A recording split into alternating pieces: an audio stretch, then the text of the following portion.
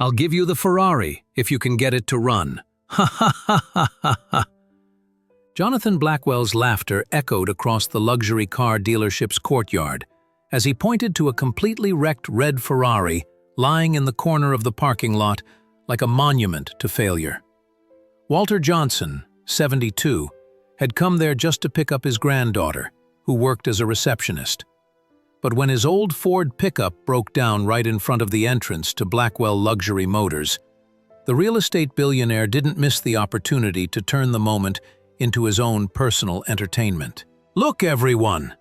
Blackwell shouted to the salespeople and customers who began to gather around.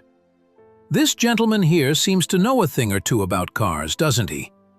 Sarcasm dripped from every word as he watched Walter try to start his 1998 pickup truck. The Ferrari in question was a 2019 model that had been completely destroyed in an accident. Blown engine, bent chassis, fried electrical system. It was literally a pile of red metal that Blackwell kept as a trophy from the time he successfully sued the young heir, who had destroyed it in an illegal race. 5 mechanics have already said it's impossible to fix this machine. Blackwell continued, now filming with his cell phone for his social media. But I'm sure someone with your experience can figure it out, right? Walter slowly got out of the pickup truck, his calm eyes scanning the wrecked Ferrari. The laughter around him grew louder when they noticed his calloused hands and simple work clothes. What none of them could see was the glimmer of recognition that passed through the old man's eyes as he observed specific details in the wreckage. "Sir," Walter said in a calm voice, "may I take a closer look?" "Sure, sure." Blackwell was almost crying with laughter. "You can even get inside if you want. Just be careful not to hurt yourself on the metal." As Walter approached the Ferrari, completely ignoring the laughter and malicious comments, something in his posture changed. His fingers lightly touched the dented hood, and for a brief moment, an almost imperceptible smile crossed his face. What Blackwell and his privileged audience didn't know was that those calloused fingers had built much more than they could ever imagine. And if you're enjoying this story, don't forget to subscribe to the channel, because what happened next turned that afternoon of humiliation into something none of them would ever forget. The humiliation that Blackwell had planned as a 5-minute show turned into a cruel spectacle that lasted over an hour. Other customers at the dealership stopped to film, sharing it on social media with hashtags like #old man trying to be a mechanic and Ferrari impossible. "Everyone, check this out," Blackwell shouted to a growing audience. 30 minutes in and he still believes he can do it. What admirable determination! At 72, he had learned that dignity lay not in the words he spoke, but in the actions he took. And at that moment, his actions were telling a story that none of them were prepared to hear. What the privileged audience couldn't know was that Walter Johnson had spent 45 years of his life working on something far more complex than luxury cars. While Blackwell accumulated inheritances and manipulated real estate contracts, Walter had devoted 4 decades of his life to a kind of precision that transformed ordinary metal into engineering miracles. 45 minutes, Blackwell announced, consulting his Rolex ostentatiously. Impressive. People usually give up at 10.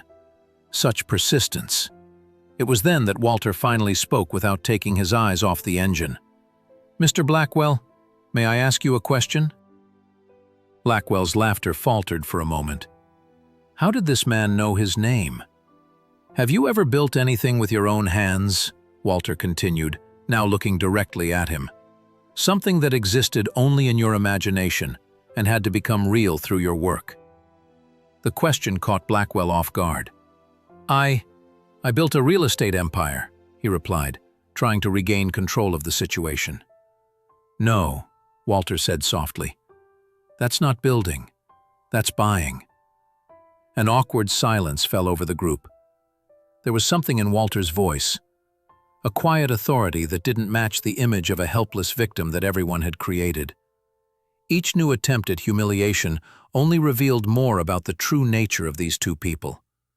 one who had built his life on appearances and inherited privilege, and another who had shaped the world with his own hands, one piece at a time over decades of quiet, dedicated work.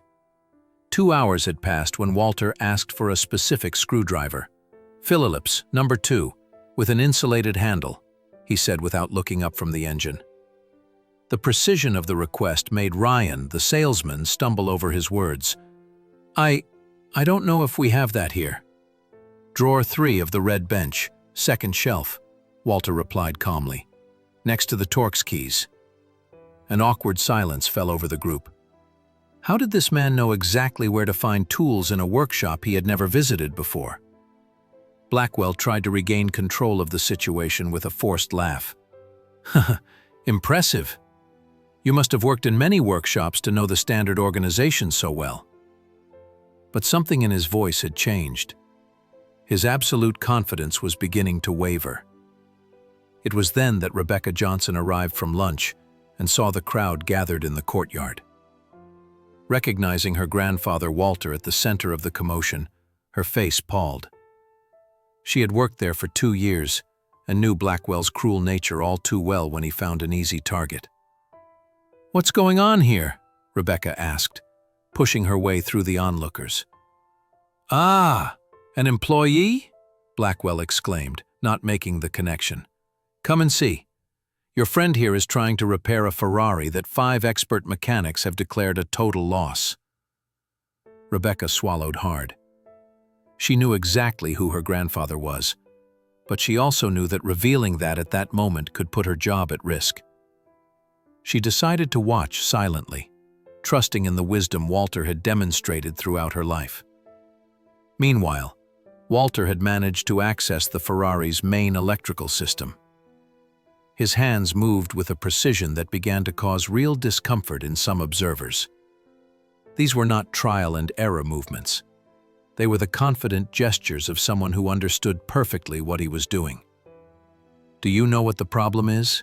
Walter said, finally addressing Blackwell directly. "This engine wasn't destroyed in an accident. It was sabotaged."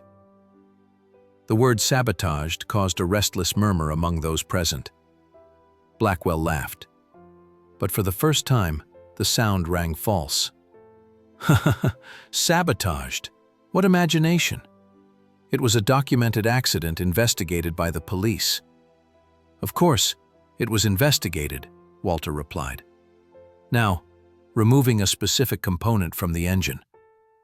But whoever investigated it didn't know to look for the right signs. Look here. This wire was cut on purpose, then burned to look like overheating.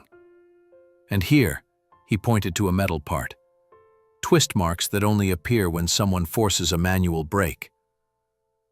The audience leaned in to get a better look. Even to the untrained eye, the evidence Walter pointed out was unquestionable. Someone had indeed destroyed that Ferrari on purpose, in a meticulous and calculated manner. "This is ridiculous," Blackwell exploded, but his voice betrayed his nervousness.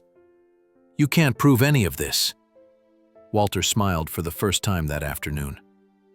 Not a mocking smile, but one of someone who had finally found all the pieces of a complex puzzle. "Actually, I can.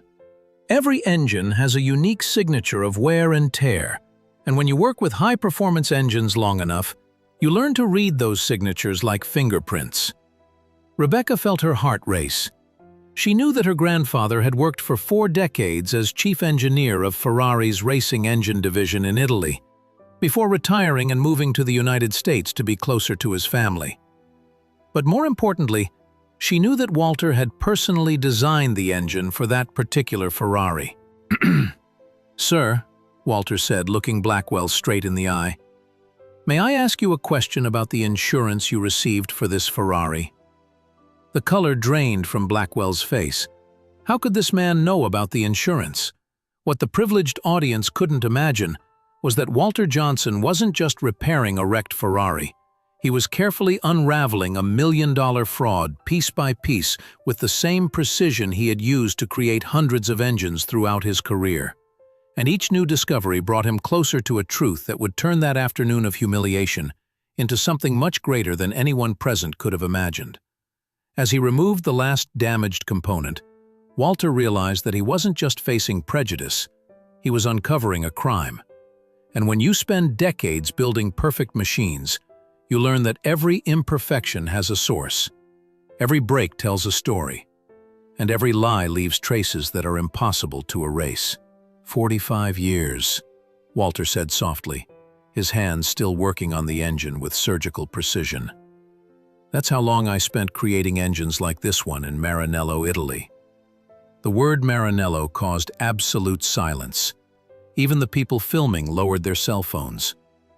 Maranello was the world headquarters of Ferrari, the place where only the best engineers in the world were allowed to work. Impossible, Ryan muttered, but his voice had lost all its previous arrogance. Walter smiled and removed a specific metal plate from the engine. Serial number F209WJ447. The initials WJ are no coincidence. Walter Johnson. I personally designed this engine in March 2019. The blood drained completely from Blackwell's face. He tried to speak, but only an incoherent noise came out of his throat. Mr. Blackwell, Walter continued, now looking directly at him. Would you like to explain how an engine I designed to be Failaf suffered an accident that damaged the exact 3 components that would yield the largest insurance payout? Rebecca slowly approached, her heart pounding. She finally understood why her grandfather had accepted that humiliation without resistance. He was investigating this engine. Walter lifted a specific part was deliberately destroyed using a very specific technique. The injection system was forced to operate at a temperature 40% above the limit for exactly 4 minutes and 17 seconds. Long enough to cause catastrophic damage, but too short to appear accidental to anyone who understands manufacturing. The audience now watched in complete silence. Some began recording again, but this time to capture the revelation, not the humiliation. "You can't prove any of this," Blackwell shouted, finally regaining his voice. "It's the word of a black man." Walter calmly finished. "You're right. It would just be my word against yours." He smiled and removed his cell phone from his pocket. "Fortunately, it's not." Walter held up his phone screen to the camera of someone who was still filming. "I just sent a message to Lorenzo Benedetti, current director of engineering at Ferrari Maranello, along with detailed photos of this engine and my technical analysis of the sabotage." Walter's phone began to ring. "May I take this? It's Maranello." Walter answered and put it on speakerphone. "Hello, Lorenzo." "Walter, Dio mio! I just saw your photos." The Italian accented voice echoed across the dealership courtyard. "Questo è impossibile." That's the engine you designed for American customer Blackwell, isn't it? What was it doing in an accident? Exactly my question, Lorenzo, Walter replied, his eyes fixed on Blackwell. Especially considering that this engine has a safety device that I designed specifically to prevent the types of failures that supposedly caused this accident. Walter, my friend, are you recording this? I need this to get to our legal department immediately. That Ferrari was sold with fraudulent insurance. Blackwell tried to move closer to turn off the phone, but Walter gently moved away. There's more, Lorenzo. The current owner claims that 5 different mechanics have declared this engine irreparable. Ridiculous. You designed this engine to run for 500,000 kilometers without major maintenance. If someone said it's beyond repair, they're either incompetent or lying. At this point, Rebecca finally approached. "Grandpa Walter," she said loudly enough for everyone to hear, "do you need help?" The silence that followed was deafening. Blackwell looked from Rebecca to Walter, finally making the connection that would destroy him completely. Your granddaughter works here," Blackwell stammered. "For 2 years," Rebecca replied firmly.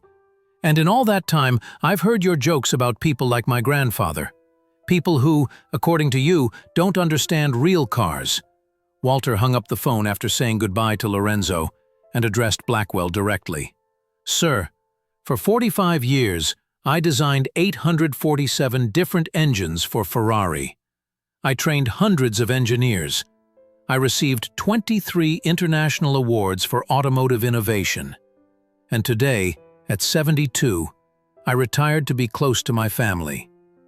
He paused and looked around at the audience who were now watching in absolute silence. "But I have also learned that some engines, no matter how perfect they are sabotaged by people who value money more than integrity." "You can't prove that Blackwell began desperately. "Actually, I can." Walter showed his cell phone again. "Because while you were enjoying humiliating an old man who doesn't understand cars, I recorded our entire conversation, including your admission about the insurance payment." Blackwell's face turned into a mask of pure terror. In his arrogance, he had commented on receiving $2.3 million in insurance money for a totally irreparable Ferrari. "And since we're talking about recordings," Walter continued, "I imagine the insurance company will be very interested to know that the accident that cost the millions was in fact intentional sabotage, documented by the engine's creator himself." Blackwell began to visibly shake.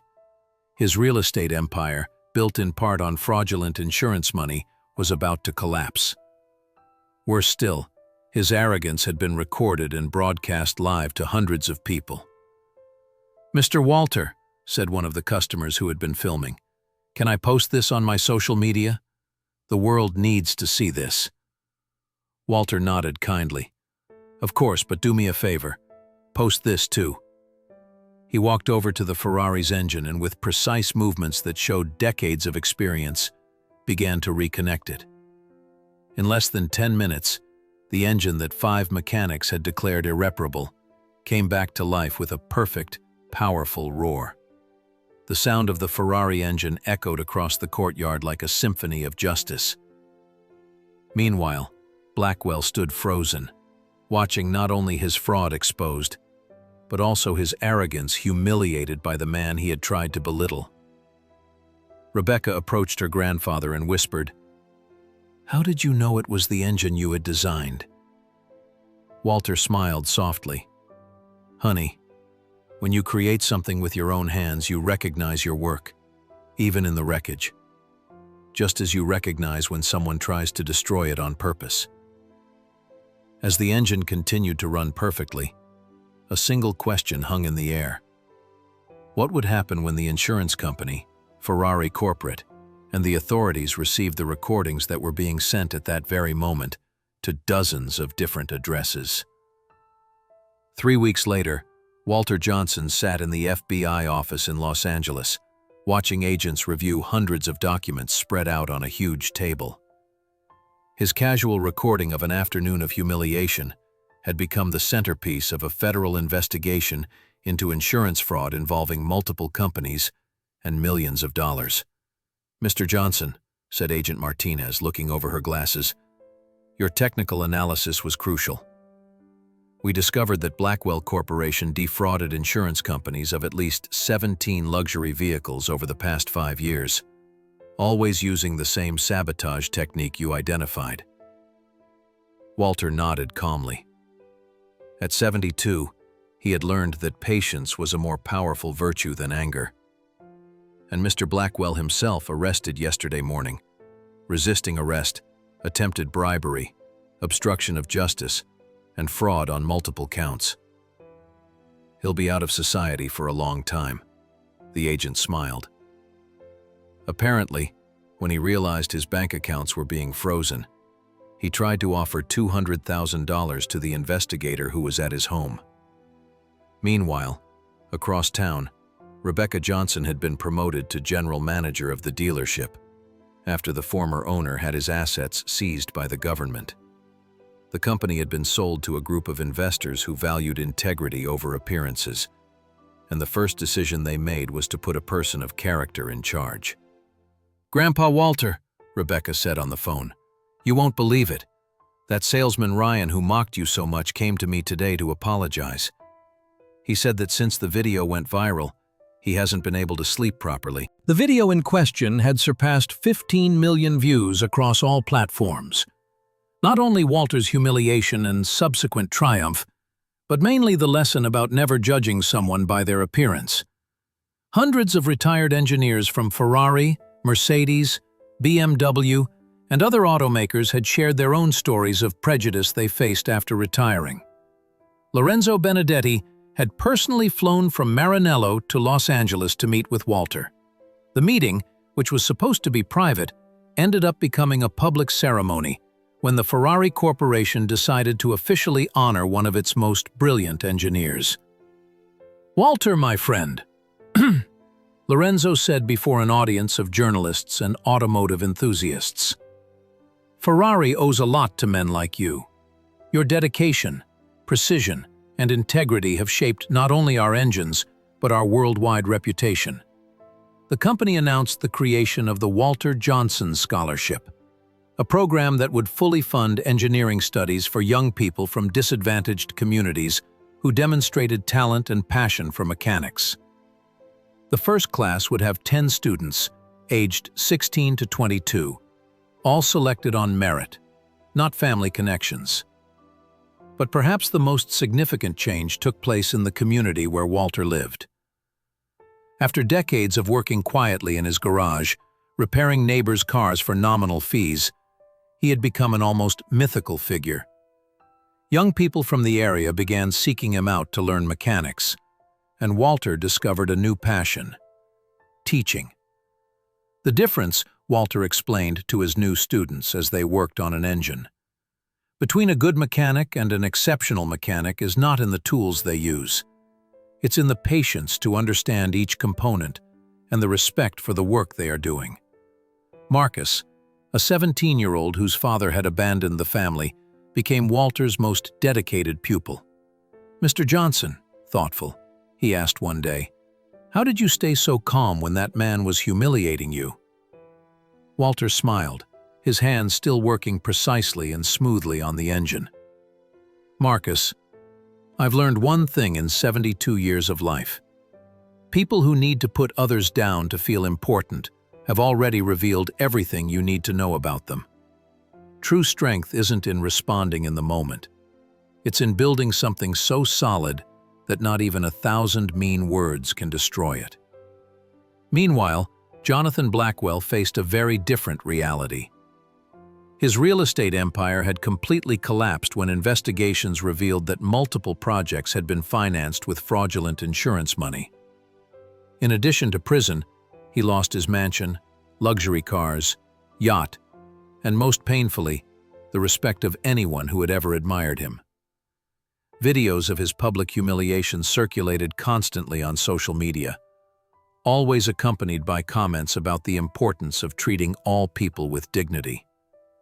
His arrogance, captured in high definition, became a case study in business schools about how a lack of character can destroy an empire in a matter of days.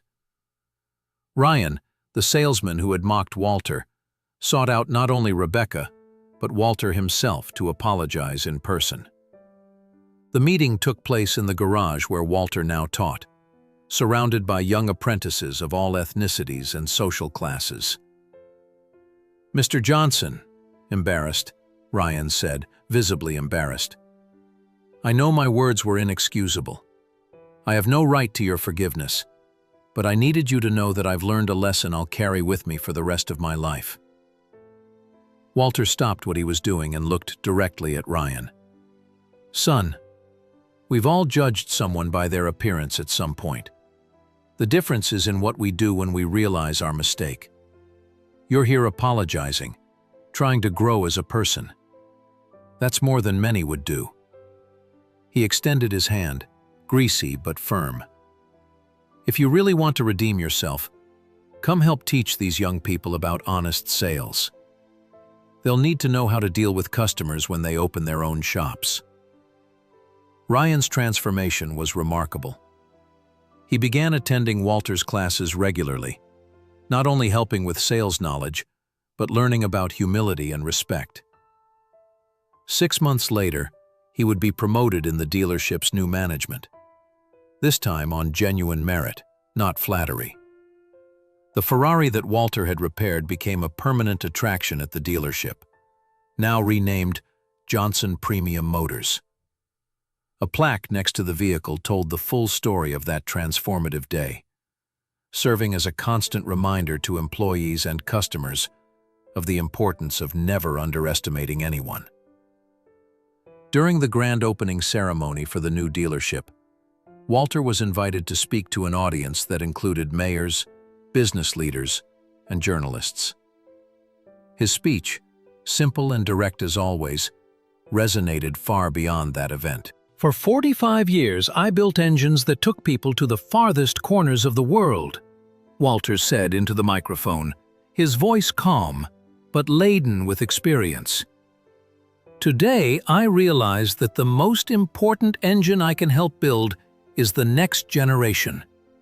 Young people who will understand that true success comes not from diminishing others, but from elevating oneself through honest work and dignity." The audience rose to its feet in a standing ovation that lasted more than 5 minutes. Among those present were dozens of other retired professionals, doctors, engineers, teachers, artisans, who had faced similar prejudice after leaving their careers. Walter's story had become a symbol of resistance and dignity for an entire generation that refused to be invisible. 6 months later, the Walter Johnson Scholarship had grown to 50 students funded not only by Ferrari, but by donations from people around the world who were inspired by his story. The program expanded to include not only automotive mechanics, but aeronautical, naval, and renewable energy engineering. Marcus, the young man who had asked about patience, was accepted into the California Institute of Technology on a full scholarship, carrying with him the lessons he learned in Walter's garage about persistence, respect, and excellence. In his acceptance letter, he wrote, "I have learned that true knowledge comes with humility, and that the greatest honor is to use your skills to lift others." Last week, Walter received an unexpected letter. It was from Jonathan Blackwell, written from prison. The letter, respectful and genuinely remorseful, asked for forgiveness and acknowledged that that day at the dealership had exposed not only his financial fraud, but his moral bankruptcy. He had finally understood that true wealth was never in his material possessions, but in the respect a person builds through their actions. Walter responded to the letter with the same dignity that had always characterized his actions. He did not offer easy forgiveness, but he recognized the courage it took to admit such profound mistakes. "The first step in rebuilding a life," Walter wrote, "is to fully acknowledge the damage we have caused. The second is to devote the rest of our days to repairing the damage, through actions, not words." Today, at 73, Walter Johnson wakes up every morning knowing that his life has a renewed purpose. His garage school is visited by engineers from around the world, all wanting to meet the man who turned a moment of humiliation into a movement of global inspiration. Rebecca often watches her grandfather teach and reflects on how a single day changed not only their lives, but the lives of hundreds of people around the world. "Grandpa," she said recently, "did you know this was going to happen when you accepted his challenge?" Walter smiled, his hands still precise even after decades of work. "Honey, I've learned that when you live your life with integrity, you don't need to plan revenge. Life takes care of putting each person in their rightful place." Walter Johnson's story proved that the best revenge is not to destroy those who hurt you. It is to build something so extraordinary that their opinion becomes completely irrelevant. He turned decades of silent prejudice into a force that changed lives, proved that true greatness never depends on skin color, age, or bank account, and showed that a man of integrity can defeat any empire built on lies. And if you also believe that dignity always wins over arrogance, that knowledge overcomes prejudice, and that one determined person can change the world one life at a time, Don't forget to subscribe to the channel for more stories that prove that in the end, justice always finds a way to prevail.